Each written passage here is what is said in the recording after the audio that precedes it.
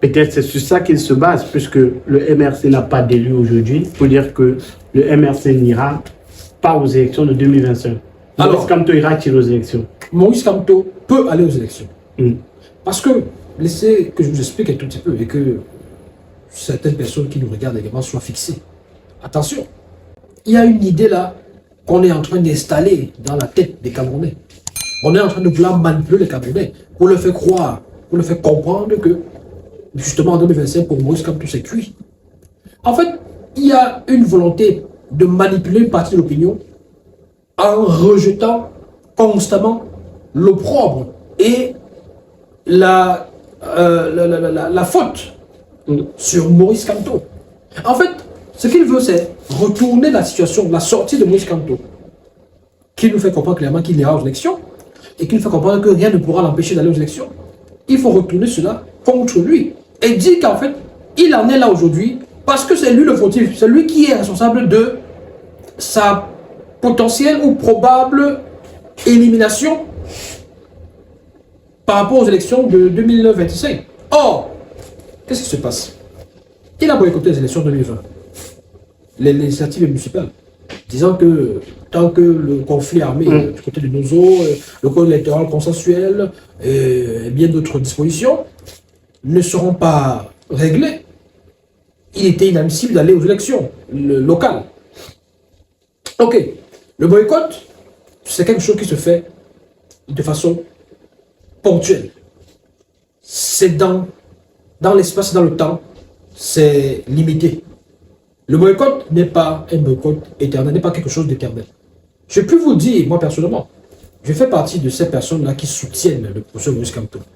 Parce que je pense qu'il a un bon projet, je pense que c'est quelqu'un qui peut faire quelque chose. Et surtout que, écoutez, dans un pays, la chance à tout le monde. Nous avons même été derrière Cabral Libye, c'est-à-dire que nous, écoutez, si c'est pas Maurice Kamto, ça peut bien être Cabral Libye, ce serait une bonne chose aussi.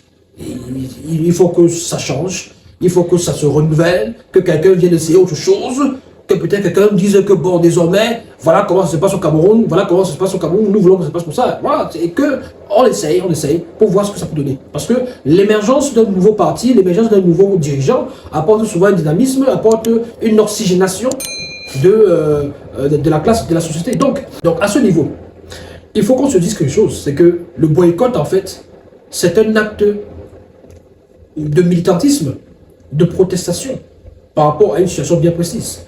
Et donc, c'est limité dans le temps et dans l'espace. Une fois que j'ai dit ça, il a fait le boycott en 2020.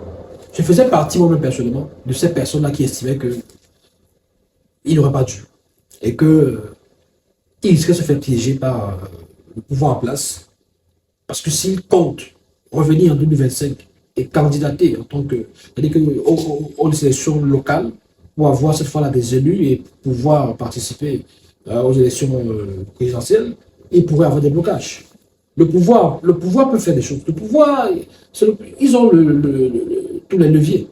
Ils ont tous les leviers. Alors que j'explique aux gens ce que pourrait se passer. Les cas de figure, les différents cas de figure. Ce qui pourrait justement être une entrave à la participation de Maurice Kamto aux élections de 2025. Maurice Kamto espère qu'en 2025, le calendrier électoral sera respecté. Mais est-ce que ce sera respecté, véritablement? Voilà la vraie question. Parce que si le calendrier électoral est respecté, rien ni personne ne peut empêcher à Maurice Kamto d'être candidat pour l'élection présidentielle qui est prévue en principe en octobre 2025. Si on veut suivre le calendrier électoral, en principe, c'est quelque chose qui devrait avoir lieu en octobre, parce que la dernière fois, ça s'est passé en octobre 2018, en particulier. Donc, pour les élections locales, couplées, législatives, municipales, c'est généralement en début d'année. Il me semble que c'est souvent janvier-février. Janvier-février, ouais. Cette période-là.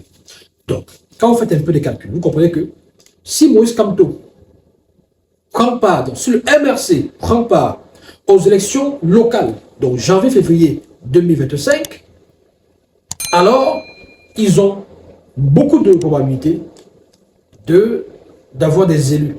Le MRC est un parti très populaire au Cameroun, dans presque tous les coins du pays, que ce soit dans le septentrion, même dans le sud, surtout à l'ouest, beaucoup aussi au littoral.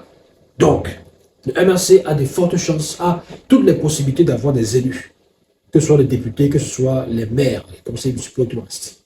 Alors, ça permettrait donc au professeur Brice Kamto, candidat du MRC, de se présenter à l'élection présidentielle en octobre. Sauf que, si on veut empêcher au professeur Brice Kamto d'être candidat, ou s'il y a des faits qui ne permettent pas qu'il y ait élection, tout simplement. Non. Ça peut être pensé ou pas. À ce niveau, il n'y a plus de hors-jeu. Parce que là, nous parlons de hors-jeu. Je veux ressortir les possibilités qu'il soit hors-jeu. Les cas de figure qui peuvent le mettre hors-jeu. À ce niveau,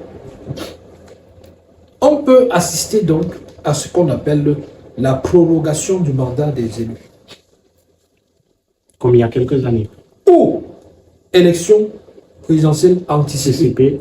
C'est deux probabilités, deux possibilités, deux hypothèses qui pourraient donc, pas forcément toujours mettre en jeu, mais parce qu'il y a encore qui pourraient nous compliquer la tâche. Oui. Parce que, comme un cas de figure, on dit qu'on proroge le mandat des députés et des maires. Ce n'est plus donc début 2025.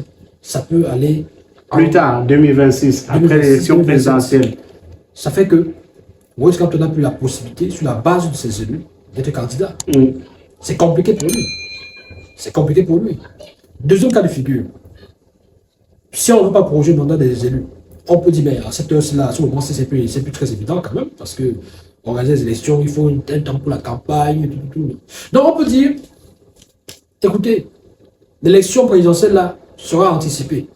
On l'organise peut-être en octobre 2024. On l'organise en octobre 2024. On sait que le MRC n'a pas d'élu. Et donc, en principe, logiquement, ce sera compliqué pour le professeur Brice Kamto de prendre part à cette élection. En tant que candidat, évidemment, du MRC. Parce qu'il y a d'autres voies pour être candidat, mais celle-là principalement. Effectivement. Donc, voilà les cas de figure où on pourrait dire que Moïse Kamto est hors jeu. Moïse Kamto, c'est cuit, c'est mort, qui revient en 2035.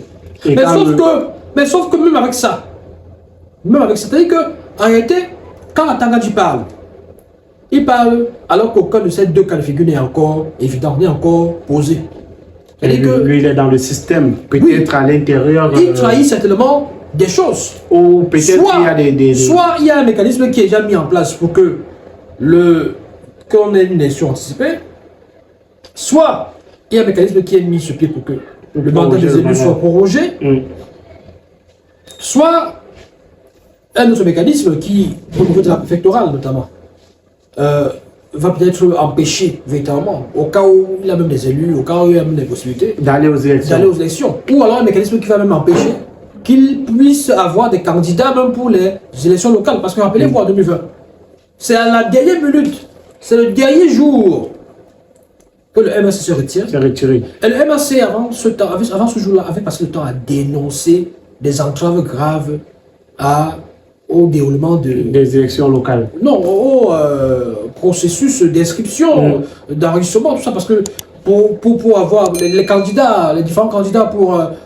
justement être en toute conformité, compétir, ils doivent fournir un certain nombre papiers, ils doivent aller dans les préfectures, déposer. Ils ont fait savoir qu'ils avaient tous les problèmes, toutes les difficultés à pouvoir justement avoir les documents qu'il faut pour se présenter. Donc à ce niveau, est-ce que Atangadi nous fait comprendre de façon peu subtile que le MRC va faire face à tout cela? On va donc voir ce qui va se passer. Mais, je disais tantôt que malgré les différents cas de figure qui peuvent éliminer, qui peuvent mettre Kamto hors jeu, il y a aussi que, sans élus, il peut être investi par un parti politique ami. Oui, ou les signatures. Comme Kaba Libi l'a fait avec le parti Univers, comme Kaba Libi l'a fait avec le parti le PCRN. Donc il peut être investi par un parti politique autre que le MRC. Un parti politique, bien évidemment, qui est représenté, qui a des élus. Merci. Et qui nous dit, voilà, je prends Kamto, il est mon candidat, c'est lui notre champion, donc votez pour lui. Ou il va se présenter comme candidat indépendant. Il va nécessiter, il aura besoin des parrainages, tout ça, 30 signatures par région, 300 signatures en tout, ce qui n'est pas non plus facile. Donc, dit que Moïse Kamto est hors jeu et qu'il doit revenir plus tard, tout ça là, c'est quand même assez incongru. pour un ministre qui n'est pas dans son rôle de déterminer qui va être candidat ou pas, qui doit être candidat ou pas, qui mérite de prendre part à l'élection présidentielle ou pas. Ce n'est pas son rôle. Merci Annie Raymond. Je vous en prie. Merci à tous d'avoir regardé le contenu. N'hésitez surtout pas à réagir vous aussi en commentaire, likez la vidéo, partagez avec vos proches et si vous êtes nouveau, abonnez-vous, cliquez sur la cloche de notification. À très bientôt. Ciao, ciao.